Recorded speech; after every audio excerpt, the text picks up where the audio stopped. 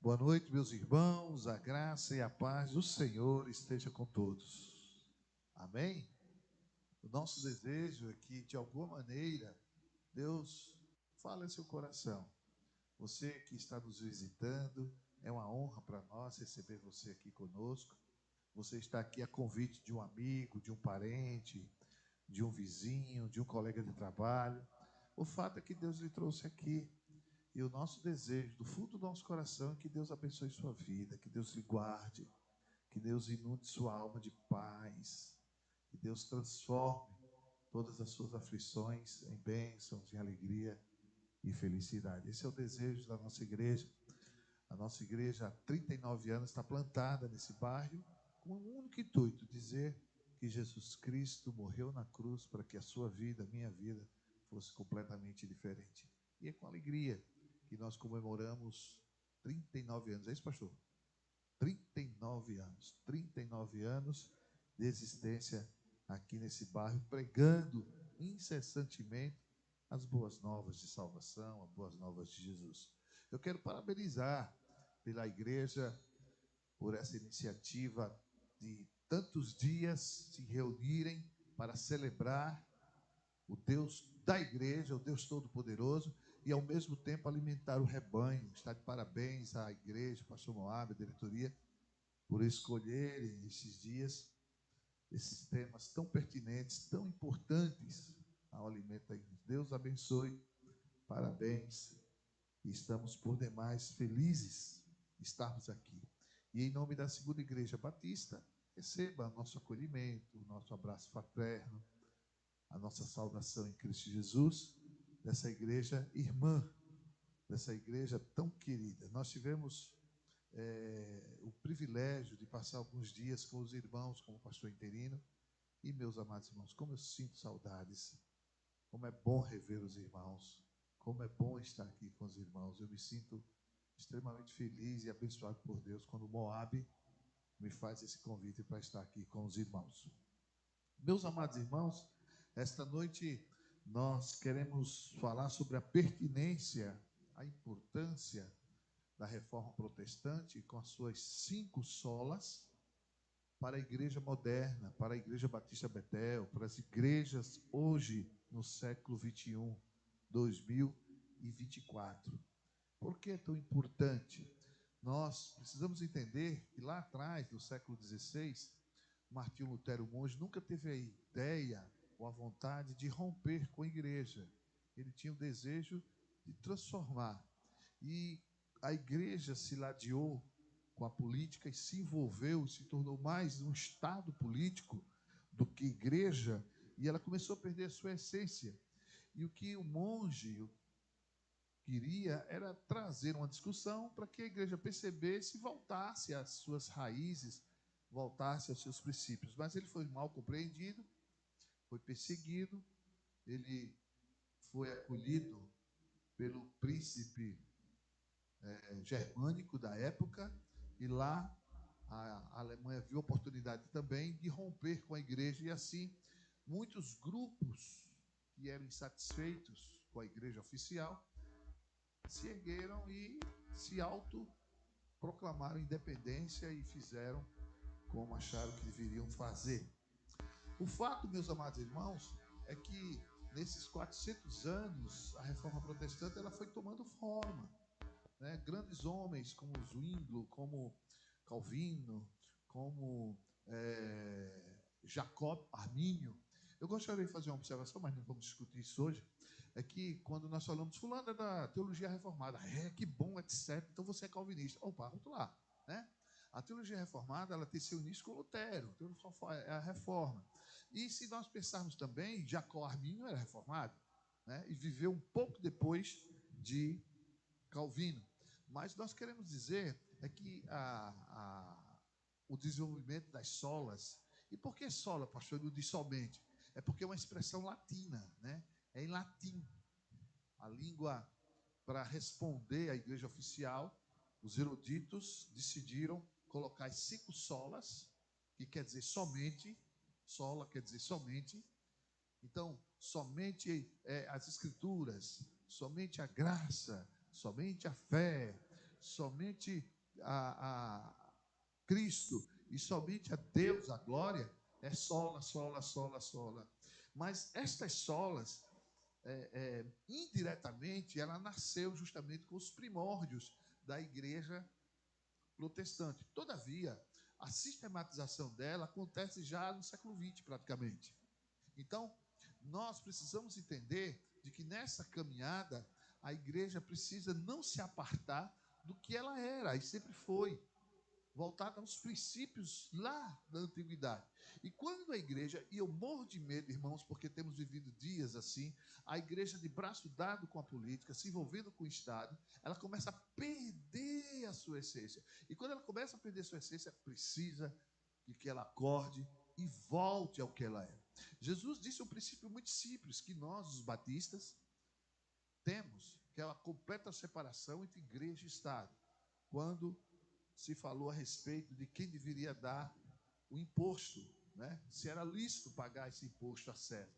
E se Jesus respondesse, claro que é, então olha, tá vendo? Ele apoia os romanos que nos oprimem, ele apoia esse império que fica nos massacrando. E se ele dissesse assim, não, não vamos pagar imposto, olha aí, um contraventor, um rebelde, quer trazer rebelião contra Roma, olha Roma, quem está pregando ali, aquele cara que é contra pagar imposto. E Jesus sabiamente pergunta qual é a esfinge que está ali, qual a moeda que tem uma face de um lado e o valor do outro. Então, qual é a face que está aí? Essa é de César. Então, dê a César o que é de César, dê a Deus o que é de Deus. E, meus amados irmãos, nós precisamos entender em dias polarizados, que não é uma questão só nacional, não é só no Brasil, mas no mundo inteiro. No mundo inteiro, há uma polarização de esquerda e direita, direita e esquerda. Nós, o povo de Deus, precisamos dizer que nós não somos de esquerda ou de direita, nós somos do alto. Nós somos dos céus. Os nossos olhos, como acabou de cantar esses jovens, está naquele dia onde todos nós estaremos com o Senhor e ali viveremos para sempre com o Senhor. Isso não quer dizer que nós somos indiferentes ao que nos acontece, não. Mas jamais a igreja foi chamada por Deus para levantar uma bandeira A ou a bandeira B.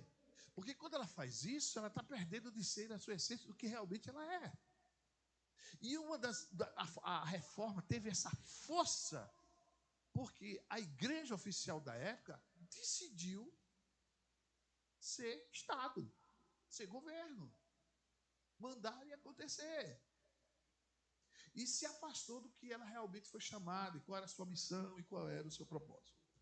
Dito isto, nós queremos justamente falar sobre a relevância das reformas, da reforma protestante, buscando justamente trazer você para refletir comigo, nessa introdução, que o Deus Todo-Poderoso, ao criar o ser humano, deu-lhe uma centelha da própria divindade. Ou seja, todo ser humano é criado à imagem e semelhança do seu Criador. E mesmo ele distante de Deus, há uma latente, uma profunda necessidade, desesperadora necessidade no âmago de sua alma e de seu coração, em buscar e adorar alguma divindade. Mesmo que ele não saiba como se relacionar com ela. Eles adoram o sol, a lua, um ser, vamos dizer, uma fera no campo, na floresta, um grande peixe que tem ali naquele rio, naquele mar, uma pedra, e ali ele atribui aquilo ali ao seu sagrado e aquilo se torna a sua divindade. E o que é isso, senão a revelação latente que existe em todo ser humano de ter uma relação com o seu Criador? Como ele não enxerga, não entende isso, ele começa a fazer do seu jeito. Deus, o Eterno, o Criador dos céus e da terra, que não se cansa e nem se fadiga, ele decidiu intervir nessa história. E ele decide se revelar a este homem para dizer como deve isto acontecer.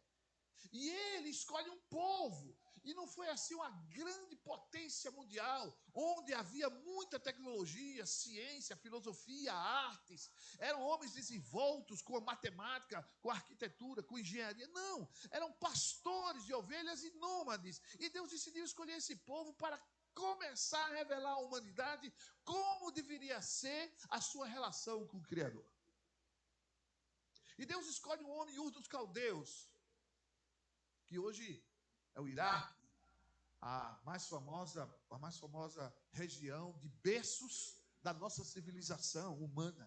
Ali nasceram os sumérios, os assírios, os mesopotâmios, nós temos os babilônios, os medos, os persas. Então, nesse berço, antes deles existirem, Deus chama um homem chamado Abrão e diz que ele deveria ir para uma terra distante. Lá ele iria fazer daquele homem uma grande nação e abençoar ele poderosamente, e todas as pessoas que abençoassem ele iriam ser abençoados, e todos aqueles que amaldiçoassem ele seriam amaldiçoados. E disse mais: olha, Abraão, através de você todas as famílias da terra serão benditas.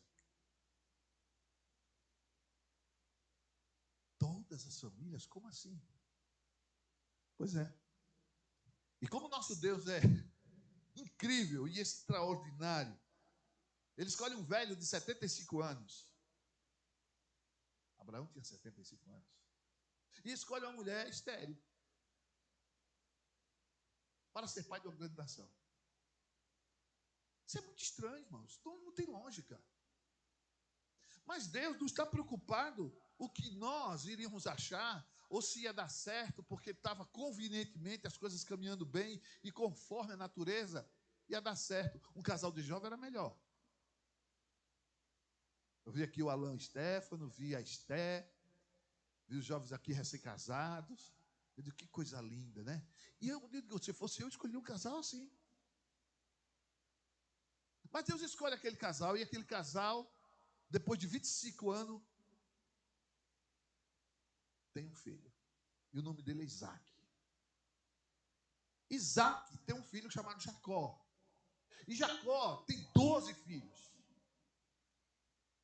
O primeiro é Rúben, o segundo é Simeão, o terceiro filho é Levi, e o quarto filho, Judá. Desse Judá, que fica numa região a noroeste de Jerusalém, na cidade de Belém, nasce o meu, o teu, o nosso Salvador, que faz com que todas as famílias da terra sejam benditas. Deus começa a intervir na história humana, revelando-se ao homem como gostaria e como que o homem fosse e tivesse uma relação com ele. O grande problema é que os homens decidiram por si mesmos fazer esta relação com Deus conforme o seu próprio coração, conforme a sua própria intuição, conforme a sua própria cabeça, a sua própria axiologia. É porque eu acho, é porque eu entendo, eu sinto no meu coração. E quando o homem começa a fazer isso, ele começa a se apartar cada vez mais do Criador, porque o homem só se encontra com o seu Criador. E eu trago uma ilustração bem moderna, é como um celular de última geração que você pode comprar. E tem celular aí que é fantástico. Caríssimo, preço de um carro, né? Mas se ele estiver longe de uma torre, ele só serve para ser peso de papel, lanterna, fazer conta, mas ele fica subutilizado. Por quê? Porque não tem uma torre de celular por perto. Assim é o homem. Por mais qualidades que ele tenha, por mais virtudes que ele tenha, por mais inteligente, por mais forte, por mais saudável, por mais bem intencionado, por mais sincero, por mais moral, ético que ele seja, distante do Criador, ele fica subutilizado. Ele perde seu valor. Ele perde seu potencial. A reforma protestante, ela veio justamente para trazer o homem de volta ao seu Criador através de alguns princípios, através das Escrituras Sagradas. Havia uma necessidade do homem se encontrar, e Deus decidiu se revelar ao homem. Se revela naturalmente através da natureza. O salmista diz que os céus e a terra, é lindo isso, proclamam a glória de Deus, e o firmamento anuncia a obra de suas mãos. Sem palavras, sem voz, se ouvem a sua voz. Deus decide se revelar através das Escrituras sagradas, porque toda a Escritura é devidamente inspirada e proveitosa para que o homem seja instruído. A palavra de Deus é a palavra de Deus, ela foi inspirada por Deus. São homens que foram inspirados pelo Espírito Santo para escrevê-la, para revelar a vontade de Deus e como deveria ser o relacionamento do homem com o seu Criador. E como se não bastasse, ele decidiu de se revelar de maneira plena, magnífica, espetacular, extraordinária, especial, através do seu próprio Filho Jesus Cristo. E ele se revelou como? O eterno, o Criador dos céus e da terra, que se estabeleceu acima das estrelas, de lá plantou seu trono, de lá tudo governa, aquele que tem todo o poder, toda a glória, toda a honra, estão absolutamente concentrados em suas mãos. O soberano decidiu se fazer carne e habitar entre nós. E vimos a sua glória, cheia de graça e majestade.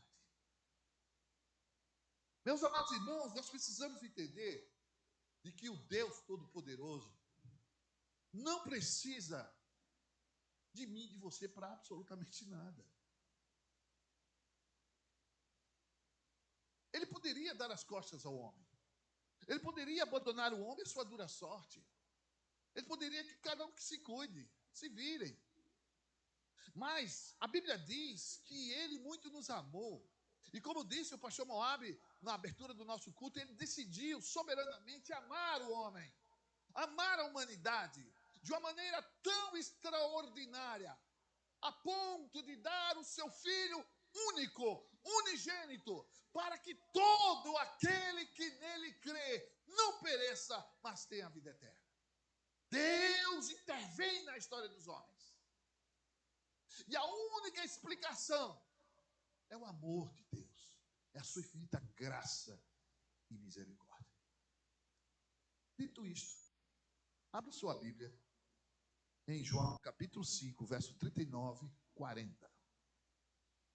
Quando a reforma protestante, João 5, 39 e também o verso 40, ela veio justamente desenvolvendo princípios que não era simplesmente com a ideia de dizer à igreja, está errado também, de novo errou. Não tem interesse de só protestar por protestar.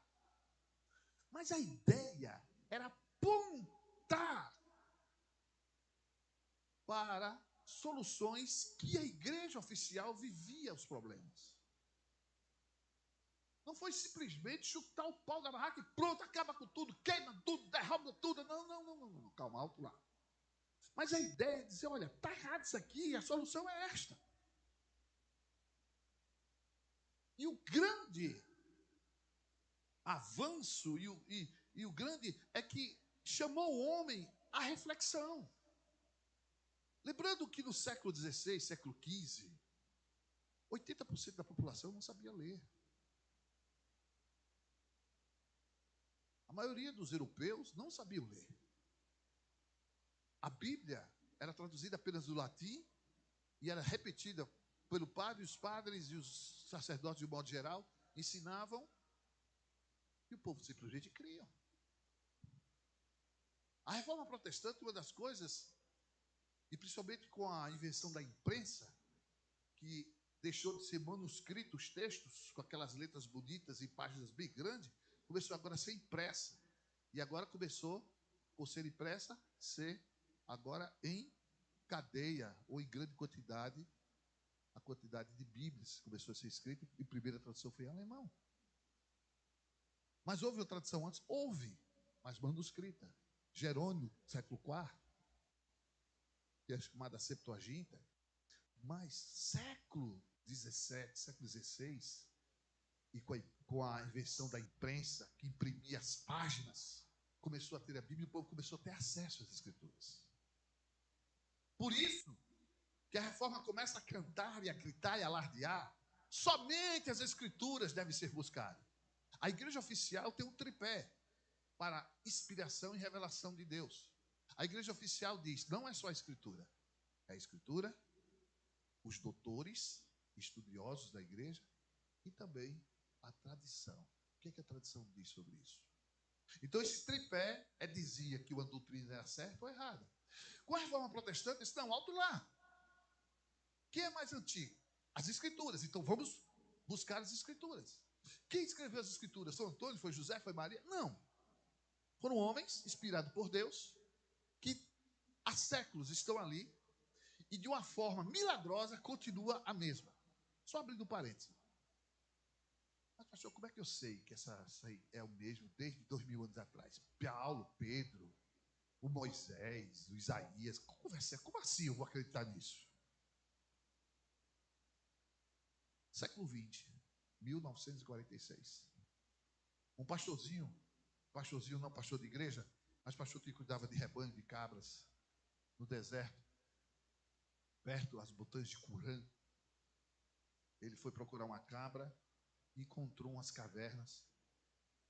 E ele disse, será que minha cabra está aqui? Para ele não entrar, ele jogava a pedra lá dentro da caverna. Se a cabra berrasse, opa, vou lá buscar. E quando ele joga uma pedra, ele faz pá! E vê como se potes de cerâmicas quebrando. Xê. Aí ele pega a iluminação, vai lá dentro e vê, descobre os potes enormes. E nesses potes enormes, pergaminhos escritos à mão do século I antes de Cristo. Ou seja, 20 séculos atrás escritos. Então ele chama as autoridades descobrem grande descoberta arqueológica, e os cientistas materialistas, principalmente aqueles de cunho marxista, dizem, pronto, agora é a hora de desmascarar a Bíblia.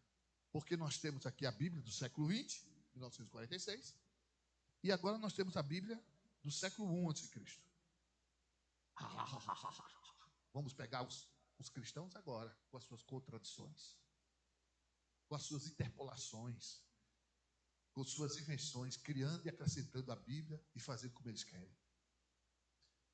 E os cientistas caíram para dentro, com sede, e ficaram surpresos que o texto do século I a.C.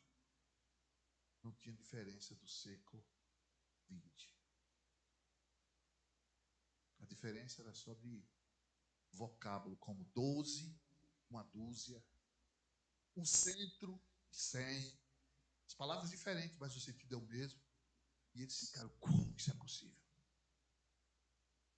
Como é que eles conseguiram isso?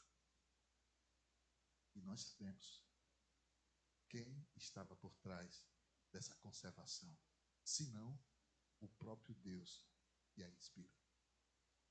Fechando parênteses, as escrituras sempre foi a referência para o povo judeu, para o povo hebreu.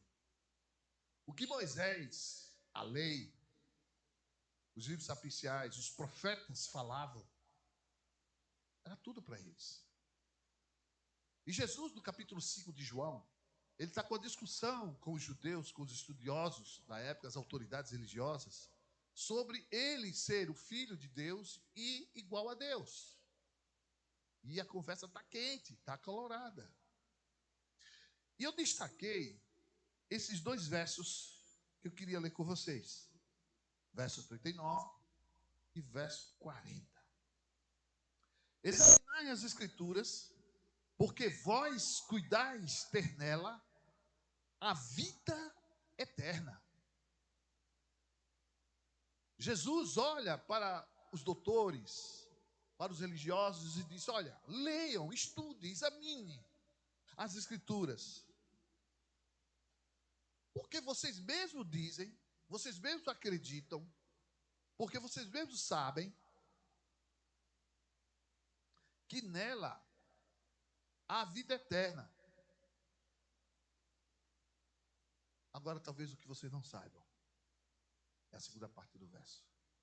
São elas que de mim testificam. Elas revelam a meu respeito. Ela testemunha sobre mim. Jesus está dizendo isso. Aí o verso 40. Mas não quereis vir a mim para teres vida. Que Deus aplique em cada coração o texto sagrado que acabamos de ler agora. Que o Espírito Santo de Deus se encarregue de iluminar em cada mente, em cada coração, o que Ele quer nos ensinar. Que Deus, por sua graça e misericórdia, possa nos falar. Possa de uma maneira poderosa, contundente, singular, falar ao nosso coração. Eu não sei onde você mora, eu não sei o seu nome, eu não sei sua história, eu não sei nada, absolutamente nada sobre você. Mas Deus nos reuniu aqui esta noite. E a nossa oração e o desejo do nosso coração é que de alguma maneira o Deus Todo-Poderoso que Ele trouxe aqui possa lhe falar essa noite. O Deus que Ele trouxe aqui possa lhe dar sensibilidade espiritual. Que o Deus Todo-Poderoso nos dê ouvidos para ouvir sua voz. Porque aqueles que são de Deus ouvem a palavra de Deus. Jesus discutia fervorosamente com seus líderes, os líderes de Jerusalém, e esses não eram qualquer líderes, eram os principais, eram os doutores. Vamos imaginar os professores, os acadêmicos da Universidade Teológica de Jerusalém, do judaísmo. E a grande discussão era justamente essa, a respeito de quem era Jesus e qual era a sua missão. E ele começa a invocar justamente, a falar sobre Moisés, o que Moisés escreveu, e entra justamente nas Escrituras, que na época de Jesus não tinha o Novo Testamento. Ele, quando se refere às Escrituras, ele está falando do Antigo Testamento, que era para os judeus dividido em 3 partes: a Torá, os Escritos e os Profetas. Era o Tanakh. Tanakh quer dizer Torá, Navi e Ketuvim, que é justamente o Pentateuco, os livros históricos e os profetas. Os livros históricos junto com os sapienciais. Então, eram essas escrituras da época. E Jesus evoca as escrituras, fazendo referência para que eles entendam e percebam o que significa ter uma relação com Deus. A Bíblia é, sem dúvida, a revelação de Deus. A revelação escrita de Deus. Nela não tem tudo sobre Deus, mas tem o suficiente para que eu e você possamos nos relacionar com Ele. A Bíblia é, sem dúvida, inspirada por Deus. E ali está a vontade de Deus para que os homens conhecessem a sua verdade, a sua vontade, o seu querer e como ter uma vida com Deus. Ora, como isso é uma quebra de paradigma? Os homens, até então, achavam que deveriam ter relacionamento com Deus, com o sagrado, com a sua divindade, com o seu Deus, conforme achasse melhor, conforme os propósitos do seu coração, suas intuições, como ele acha. Peraí, por que ter um só Deus? Se eu posso ter um Deus que vai me ajudar a caçar, eu posso ter um Deus que vai me ajudar a plantar, eu posso ter um Deus que vai ajudar a criar meus animais, eu posso ter um Deus que vai ajudar a criar meus filhos, eu posso ter um Deus para me proteger dos inimigos, eu posso ter um Deus de toda forma, de toda maneira. Então, quanto mais, melhor. Era a lógica dos homens. E aí as escrituras, ela começa a trazer o homem para junto do seu Criador. E a única maneira para isso é que ela fosse lida. Com isso, a reforma explode. E a reforma explode, trazendo exatamente esses 5 princípios. Somente as Escrituras, não é a opinião do grande doutor, do teólogo, do pastor ou do padre, mas a Bíblia fala por si mesma, ela se auto-explica. É uma quebra de paradigma muito grande. Depois ele começa a dizer, olha, é a graça de Deus. Nós não temos como fazer algo, ou realizar algo, ou ser algo, ou alguém, que possa ser digno do merecimento da ação de Deus na nossa vida, da bondade, da misericórdia. Não, não, não, não, não, não, não. É a graça, somente a graça. E graça quer dizer favor imerecido. É aquilo que eu recebo de bom, de maravilhoso, mas absolutamente eu não mereço. E pela fé. E a fé não é a confissão positiva. Vai acontecer, vai acontecer, vai acontecer. Acredita que vai acontecer. Não é a força do pensamento. Senão, né, a maior torcida do futebol brasileiro está hoje campeão, era campeão não sei de quê, porque é a maior torcida, então quanto mais gente, só era pensar. Vai fazer o gol e vai ser campeão. E pronto, era campeão. Né? Os chineses, com 1 bilhão, seriam mais propensos a todos se concentrarem, ter o que quiserem. Mas a fé é a capacidade de crer na voz de Deus, na vontade de Deus, no querer de Deus, na palavra de Deus, mesmo que as coisas estejam contrárias ao que eu estou vendo. É ver além das circunstâncias. É enxergar o invisível. E crer. Aí depois ele diz, Cristo. Somente Cristo. Não precisa você buscar outra coisa, ou Jesus, e você precisa reencarnar, você precisa ir para o purgatório, você precisa de um santo poderoso do seu lado, ou até mesmo da mãe de Jesus, para que você possa ter. Não, só Cristo, somente Cristo. Por quê? Porque a Deus, não aos homens, somente a Deus devemos dar glória. E eu fico perguntando, não, mas devemos dar glória por quê? Porque só porque Ele é Deus, etc. Não. Se você começar a observar a ação de Deus a seu favor, ao meu favor, ao favor da humanidade, e como Ele se inclinou em nosso socorro, Ele, sem dúvida, é digno de toda a honra, de toda a glória e todo o louvor. E no texto que acabamos de ler, meus amados irmãos, nós vemos em primeiro lugar que as Escrituras revelam Deus. De Gênesis a Apocalipse, ela tem uma preocupação única de trazer o homem para junto do seu Criador. As Escrituras não estão preocupadas em dar fórmulas mágicas, enlatados, e é só você fechar os olhos e dizer 3 vezes, pronto, acontecem as coisas. Isso é magia, isso é esoterismo, isso é misticismo. As Escrituras, ela começa a nos mostrar que o Criador, o Senhor dos céus e da terra, se fez carne e habitou entre nós, e viveu entre nós. E o profeta Isaías, de uma maneira maravilhosa, extraordinária, diz que ele é Emanuel, que quer dizer Deus conosco. E a forma mais plena e extraordinária dele ser Emanuel é quando ele se torna um de nós e vive entre nós, e não como se isso fosse suficiente, ele decide pagar o preço dos meus, dos seus, dos nossos pecados e tomar sobre si todas as nossas iniquidades, para que pudéssemos ser apresentados a Deus propícios, perdoados, purificados. Primeira coisa que eu preciso entender quando Jesus diz examinar as Escrituras, porque Ele está dizendo, as Escrituras revelam Deus Todo-Poderoso e revelam o seu caráter, revelam o que Ele quer para a sua vida, revelam o que você precisa ser e fazer. Segundo, as Escrituras revelam a graça de Deus. Pastor, o que é graça? Graça é favor imerecido, é o favor de Deus sobre a minha vida, sobre a sua vida, do qual absolutamente nós não merecemos. Nas Olimpíadas, os atletas, os campeões, vice-campeões e os terceiros lugares recebem medalhas. Medalhas de ouro, prata e bronze. Que coisa linda.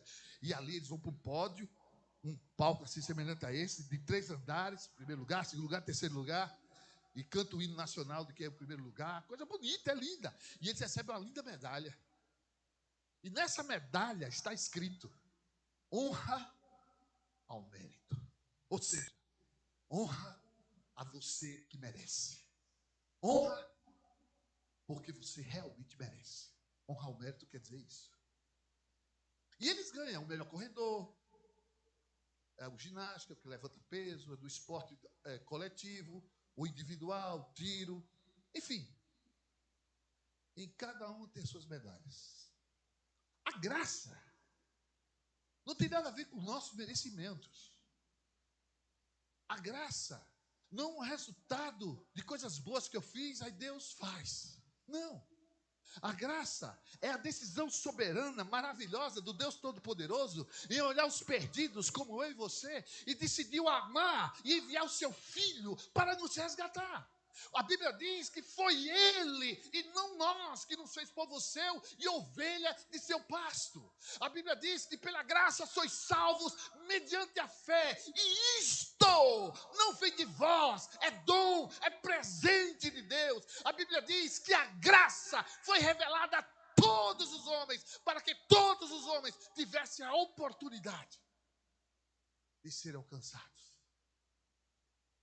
E o que Jesus está dizendo? Examinai as Escrituras, porque vós dizeis que nela tem a vida eterna, e elas testificam de mim. E vocês não querem vir a mim para terem vida. O que Jesus está dizendo é que a ignorância, por não conhecer as Escrituras, por não terem se debruçado sobre as Escrituras, eles não sabem que Deus os ama. Que Deus prova o seu amor para conosco, pelo fato de Jesus morrer naquela cruz, sendo todos nós ainda pecadores. Sim, a graça de Deus revela a Deus. As Escrituras revelam a Deus, as Escrituras revelam a graça de Deus. As Escrituras revelam a fé. E como eu disse, meus amados irmãos, o autor aos Hebreus, no capítulo 11, diz que a fé é o firme fundamento das coisas que não se veem e a prova das coisas que se esperam. A fé não é só um sentimento no peito. A fé é a capacidade que me leva a ser e a fazer, mesmo sem entender, mesmo sem enxergar. A fé, baseado na voz de Deus, nos faz caminhar. A fé nos faz ir em frente. A fé nos faz acreditar que o choro pode durar a noite inteira, mas a alegria veio ao amanhecer. É pela fé que eu entendo que o Deus Todo-Poderoso é meu refúgio e fortaleza, socorro bem presente na angústia. É pela fé que eu entendo que o meu socorro vem do Senhor que fez os céus e a terra. Mesmo como as coisas estão difíceis. É pela fé que eu enxergo que um dia este céu será rompido com a sua gloriosa presença e o seu povo subirá ao seu encontro ao soar da trombeta. É pela fé que um dia estaremos face a face com o Senhor.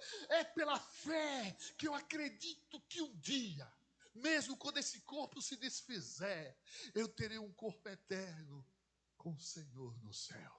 E é pela fé que eu entendo que eu vou, não porque mereça, não porque eu sou flor que se cheire, não porque eu não mato, não roubo, não jogo, não danço, não faço nada de errado, não, mas porque decididamente, soberanamente, Deus me amou e enviou seu Filho para morrer na cruz pelos meus pecados, e por sua graça e misericórdia me resgatou, e um dia estaremos para sempre com o Senhor. As Escrituras nos revelam que somente é Cristo. O próprio Jesus diz, a Escritura fala sobre a vida eterna e vocês acreditam nisso, e ela fala de mim. Ela revela meu respeito. Ela dá um testemunho de mim. E o interessante, meus amados irmãos, que de Gênesis a Apocalipse, as Escrituras, a Bíblia Sagrada, ela tem um protagonista central, onde todas as coisas convergem para Ele. Paulo diz que dele, por Ele, para Ele são todas as coisas. Glória, pois, a Ele eternamente. Amém. Sim, meus amados irmãos, somente Cristo. Pedro pregava no pátio de Jerusalém para uma multidão. Atos capítulo 4, verso 12. Em nenhum outro há salvação. Nenhum outro nome é dado entre os homens, no céu, debaixo do céu ou debaixo da terra, pelo qual devamos ser salvos. Um carcereiro quis matar-se, praticar o suicídio, e Paulo interrompe e diz: não faça isso. E ele pergunta a Paulo: Paulo, o que eu devo fazer para ser salvo? E Paulo responde: crê no Senhor Jesus Cristo e será salvo tu e a tua casa. O próprio Jesus, em João 14, verso 6, diz: eu sou o caminho, eu sou a verdade, eu sou a vida, e ninguém vem ao Pai senão por mim. Paulo a Timóteo, capítulo 2, verso 4. Há um só Deus e um só mediador entre Deus e os homens, Jesus Cristo, homem. João capítulo 8, verso 23 e 24 diz: não quereis vir a mim para ter vidas, porque se não quiseres vir a mim para ter vidas, morrerei em vossos pecados. Certamente morrereis em vossos pecados. Sim, meus amados irmãos, de Gênesis a Apocalipse, só há um único, exclusivo, que pode nos dar vida. E o que me chama a atenção é que no verso 40, Jesus diz: não quereis vir a mim para terem vida. Os homens morrem em seus pecados. E os homens não têm a vida eterna. Não é porque eles praticam coisas feias, mas porque a sua natureza por si são feias. Nós somos pecadores não porque pecamos, mas pecamos porque somos pecadores. É a nossa natureza. Quantas pessoas acham que vão para o inferno porque fez um pecado bem feio? Um pecado horrível. Mas as pessoas vão para o inferno porque não recebem a Cristo e nem se arrependem de seus pecados. A homoafetividade é consequência de um pecado. E não é a homoafetividade, sua prática homossexual, que é conduzir ao inferno. Mas por quê? Não vem a mim para ter vida. A mim não, pastor Laná, não é pastor Moab, não vem a Cristo. É o encontro com o Evangelho que muda as pessoas de uma situação para outra. Evangelho de João capítulo 5, verso 24. Em verdade vos digo, quem crê naquele que me enviou, crê em mim que é daquele que me enviou, não entrará em condenação, mas passou da morte para a vida. Deus enviou o seu Filho ao mundo não para condenar o mundo, mas para que o mundo fosse salvo por ele. Se não credes que Jesus Cristo, morrereis em vossos pecados, continuareis em vossos pecados. A revelação de Deus é para que os homens contemplem a intenção maravilhosa e benfazeja em favor do próprio homem, de pagar o preço numa cruz para que a história dos homens fosse diferente. Por isso que só Cristo, somente Jesus. E a última sola diz nas Escrituras que somente a Deus deve dar a glória.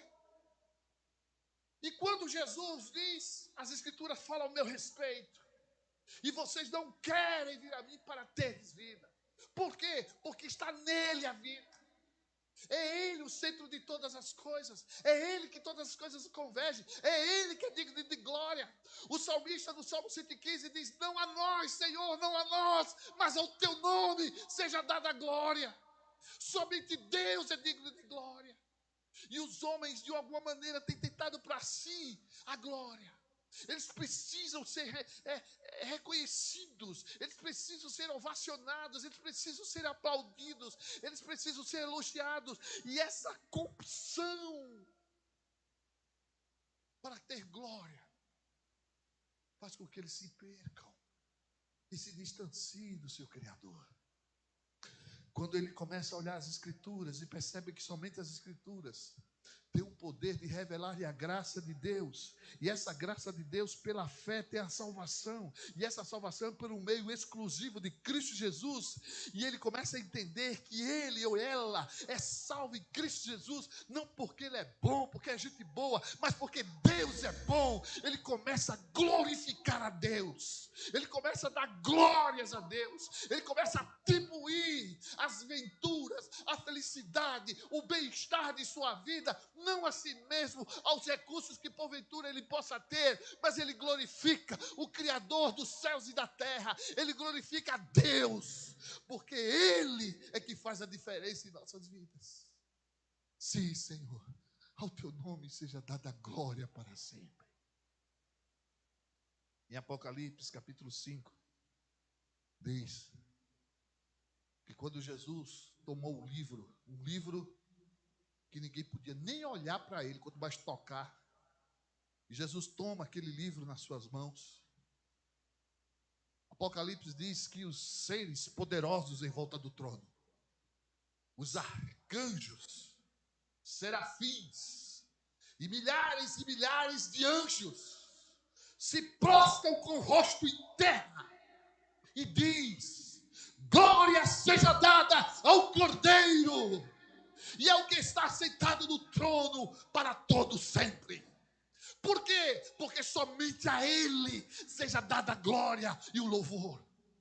Porque foi Ele e não nós. Foi Ele que lhe criou. Foi Ele que sustenta você com vida. É Ele que lhe protege. É Ele que coloca sua mão sobre sua vida. E como se não bastasse, Ele decidiu passar a eternidade com você. E esta noite, Ele quer revelar a você seu amor, sua bondade, infinita graça. Mas os homens não querem vir para terem vida. Os seus pecados o lhe atraem. E as desculpas variadas surgem nesta hora. Eu não estou preparada, eu não estou preparado. Não adianta eu entregar minha vida a Ele e continuar no mundo velho. Deus, não sei se o Senhor consegue me perdoar de tanta coisa errada que eu fiz. O fato, meus amados irmãos, e meu querido ouvinte da palavra de Deus, onde você tiver alcance da minha voz, eu não queria que você viesse diante de Deus porque está emocionada ou emocionado. Não. Eu não quero que as suas emoções façam com que você se entregue a Deus. Não. Eu convido você a observar a sua vida e toda a história do seu viver, desde a concepção, desde o seu nascimento até agora. E começar a refletir sobre o que Deus quer na sua vida. Como Deus tem se revelado a você. E como as Escrituras quer que você seja. E assim você tome a decisão de arrepender-se dos seus pecados e crer naquele que é suficientemente poderoso para perdoar seus pecados, escrever o seu nome no livro da vida e transformar a sua vida. O nome dele é Jesus. Venha Cristo. Venha para ter vida e vida em seu nome. Fulano é gente boa demais. Fulano merece a vida eterna. E Deus lhe dá, não porque fulana ou fulano é gente boa. Deus o faz porque Ele é bom. Nós não merecemos. Nós somos dignos da ira, da cólera, da pesada mão de Deus. Mas Ele prova o seu amor para conosco pelo fato de Jesus morrer na cruz, sendo todos nós ainda pecadores. Essa noite Deus escolheu você para ouvir isso. De que o homem só pode ser feliz e viver a melhor vida a ser vivida entregando sua vida a Cristo. Não é na Igreja Batista. Não é em qualquer igreja ou qualquer religião que vai fazer isso. Mas é um relacionamento pessoal, intransferível, que só você e o Criador em você. E Ele ama você. A ponto de dizer somente as Escrituras, olha o que a Bíblia diz. E quando eu começo a imaginar e dizer, o que ela diz, meu Deus? Eu abro as páginas e vejo. Deus amou você e deu seu Filho para resgatar você. E eu me encanto que basta eu me arrepender e me render a seus pés. Bendito és tu, Senhor, nosso Deus, Rei do universo. Porque o Senhor nos reuniu aqui nesse lugar agradável, nessa rua de vizinhos tão especiais, de amigos tão gente boa, Senhor. Obrigado por nossos vizinhos. E eu quero te pedir que o Senhor abençoe cada família, cada lar, cada casamento, cada casa vizinho aqui à nossa igreja, a cada morador dessa rua, que a boa mão do Senhor os abençoe e os guarde. Que os anjos do Senhor acampem em seus lares, os protejam, os livrem do mal. Senhor, obrigado. E rogamos a tua bênção sobre os nossos vizinhos e sobre cada pessoa que ouviu o teu evangelho, a tua palavra essa noite. Esta é a nossa oração, no nome precioso de Jesus. Amém. Amém. Podem sentar, pastor Moab.